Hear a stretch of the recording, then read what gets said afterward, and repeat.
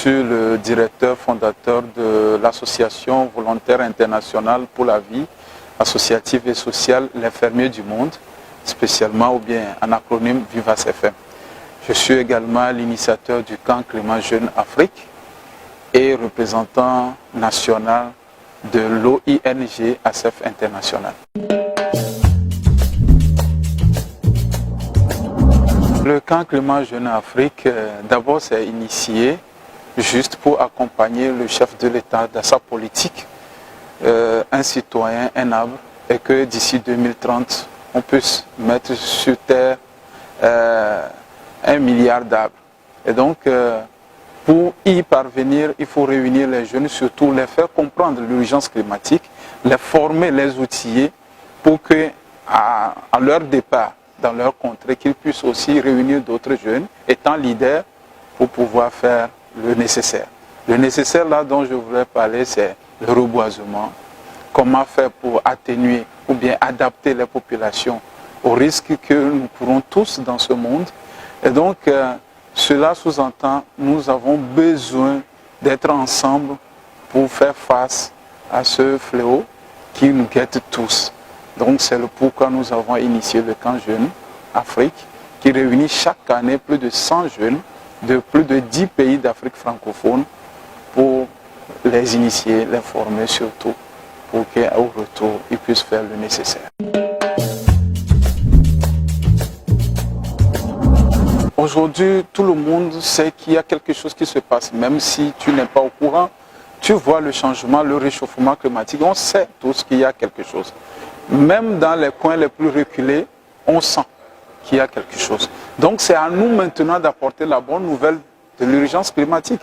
Sinon, si on continue toujours pas à exercer nos actions néfastes sur la nature, on risque de perdre la nature. Donc nous avons pris le devoir de réunir les gens, des populations pour leur en parler, les sensibiliser concernant ce qu'est l'urgence climatique, ce que nous devons faire.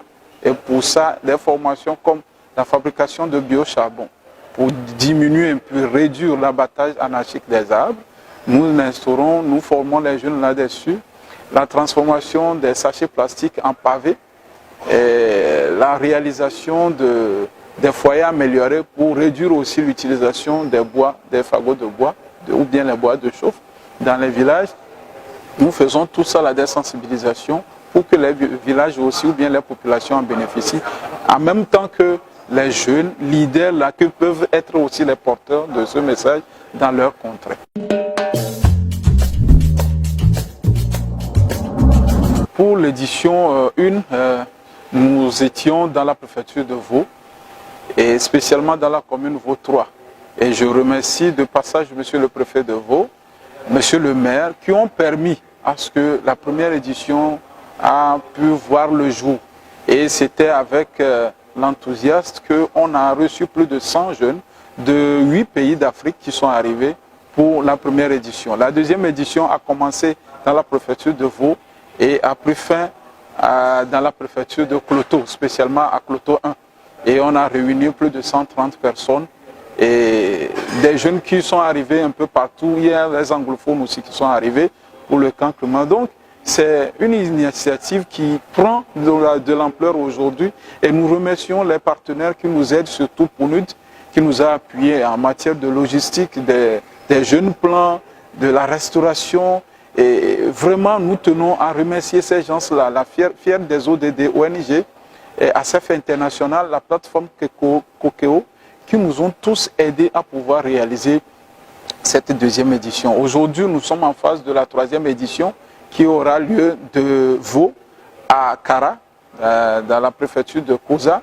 Et donc, nous faisons appel encore, une fois de plus, à nous aider à pouvoir réaliser ce rêve encore, à amener plus de 130 jeunes à Kara pour pouvoir travailler. Nous avons eu quand même de bons retours de la part de la mairie Kosa 1, qui nous a déjà donné des réserves à reboiser, les pistes à aborder d'arbres, et puis qui dit beaucoup de choses à faire pour que la population de Kosa 1 aussi puisse savourer de ces fruits du camp Climat Jeune Afrique que nous attendons du 12 au 19 août 2024.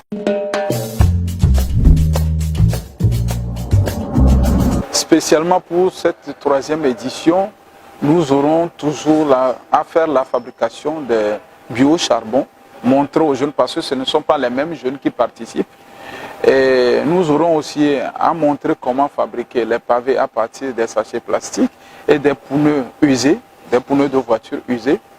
Et la fabrication, bien la réalisation des foyers améliorés et aussi déclencher un village dans Lama, canton de Lama, pour mettre fin à la défécation à l'air libre. Nous ne pouvons pas parler de climat sans aussi embrasser le côté, la pollution de l'environnement.